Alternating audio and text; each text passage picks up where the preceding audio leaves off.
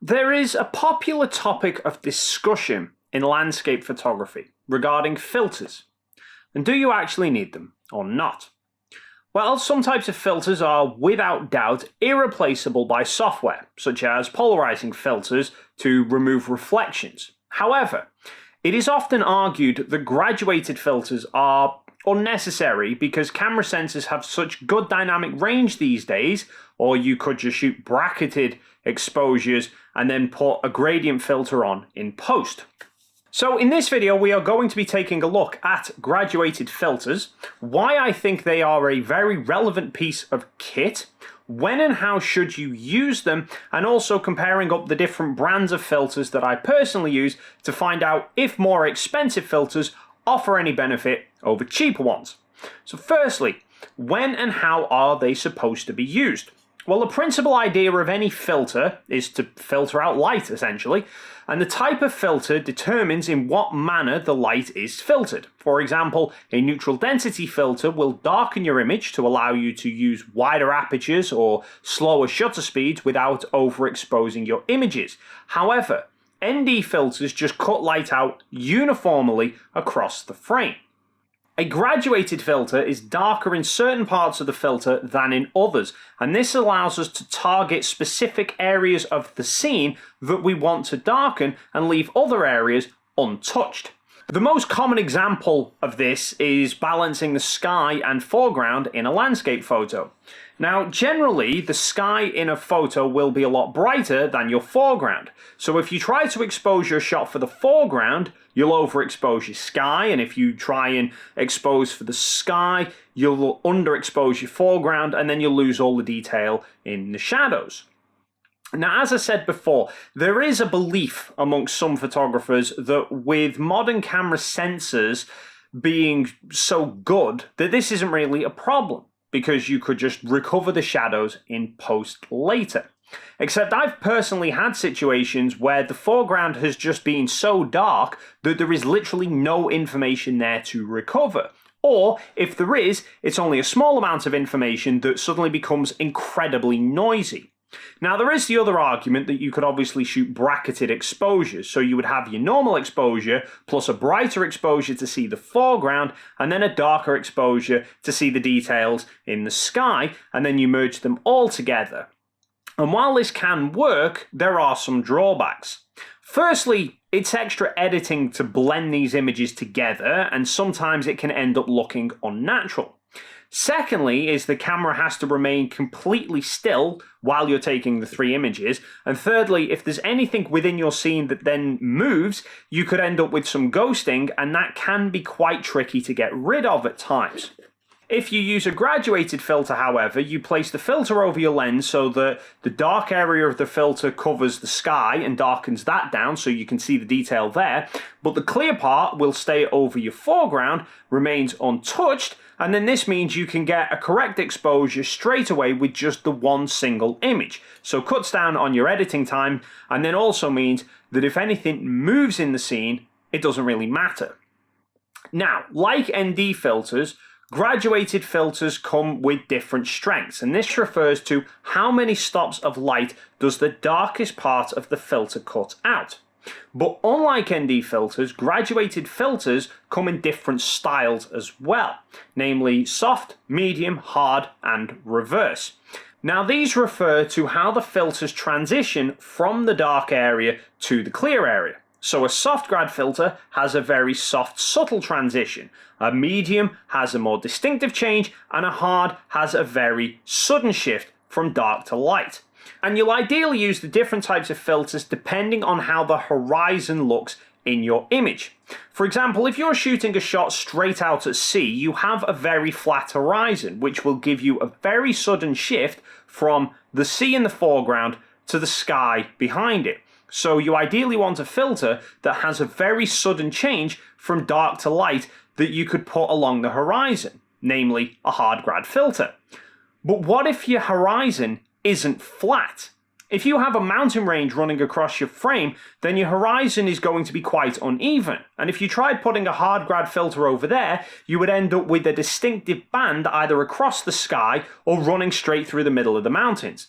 So for that, we would use a filter with a more subtle transition, and then you wouldn't notice that change in your finished image. But whether you choose a soft or a medium grad in this will likely depend on how much height difference there is between all the different mountings. Now, you might remember a minute ago I also mentioned reverse grad filters. Now, these look a little different compared to the other types because you have your clear area at the bottom and then a very sudden transition to a dark section that then gets progressively lighter the further up the filter you go. And that's because these are designed specifically for sunrise and sunset photos. So if you consider the normal grad filters, you generally use these when the sun is quite high in the sky near the top of your image. So the top of your image is going to be the brightest part, and then the light's going to gradually fall off the further down the frame you go. However, if the sun is right on the horizon, then that becomes the brightest part of the frame, and the light actually falls off the further up you go. So you could, in theory, for example, use a hard grad filter if your horizon is very flat, but then that's going to leave the top of your frame very underexposed because that's the darkest part of the filter, but not the darkest part of the frame. But with a reverse grad filter, you only darken that very narrow band across the horizon, and it leaves your foreground and the top of your image relatively untouched. Now, as an added bonus, there is another use for grad filters that doesn't really get mentioned that much, and that's actually night sky photography. It sounds counterintuitive, I know, but let me explain. Usually shooting landscapes in the day, your sky is much brighter than your foreground. However, at night, you can have that exact opposite effect, especially if you're shooting in an area that has a lot of light pollution. Your foreground could be several buildings with lights on, whilst you're trying to capture lots of stars high up in the scene. So the light pollution will be very intense low down the frame, but will gradually fall off the higher up you go. So you can actually put a reverse grad filter in upside down, and this will allow you to darken the areas of light pollution without affecting the stars at the top of the scene. Now, let's compare up some brands of filters that I personally use. So I actually have two soft grad filters of the same strength. I really have them just for comparisons. They are 3-stop filters from Nissi and K&F Concept. I also have the Hyder Red Diamond Medium 3-stop, and I also have a 3-stop reverse grad, also from K&F Concept. So all 4 of these filters are the same strength at 3 stops, it's just that the styles are different. Now, in terms of price, the Nissi Soft Grad is currently priced at about £129. The Hyder is priced at £130, while the K&F Concepts are less than £70. Now, obviously, you can buy much cheaper ones, and you can buy much more expensive ones. Although, from experience, the cheap ones are frankly terrible. But what is the difference between, say, the K&F Concepts at half the price of the Nissi and the Hyder? Well, I've been using all of these filters for my landscape photos now for probably the best part of a year. And honestly, I couldn't tell you which photo I used what brand of filter for, apart from maybe being able to try and work it out from whatever gradient pattern is within the picture. So to compare them fairly, I did some tests in my garden photographing the wall. I know, not a particularly interesting subject, but it is at least a consistent subject, and it allows me to test not only the sharpness, but also if there is any color cast as well. So all the shots I did using the Tokina 20mm f2 shot at f8.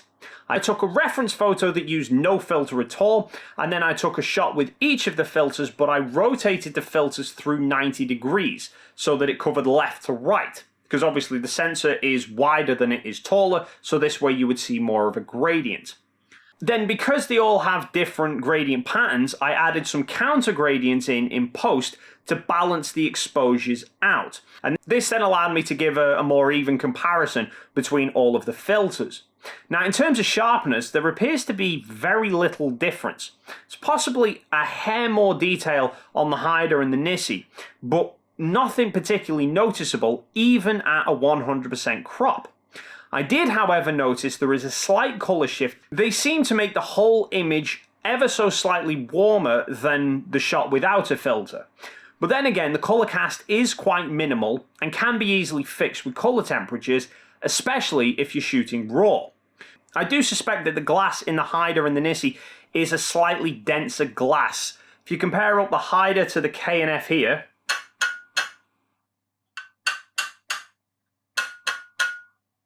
it's a slightly higher pitch from the Hyder, so I think this is a slightly denser, probably slightly tougher glass. Although, to be fair, I wouldn't want to bash any of these about at all. So it seems the extra money does give you a slightly tougher filter with possibly slightly more colour accuracy and a hair more sharpness as well. But is that really worth double the money? Well, that's for you to decide.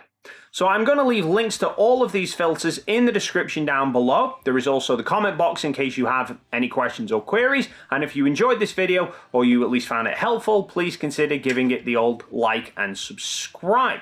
As always, guys, thank you so much for stopping by, and hopefully I will see you in the next video.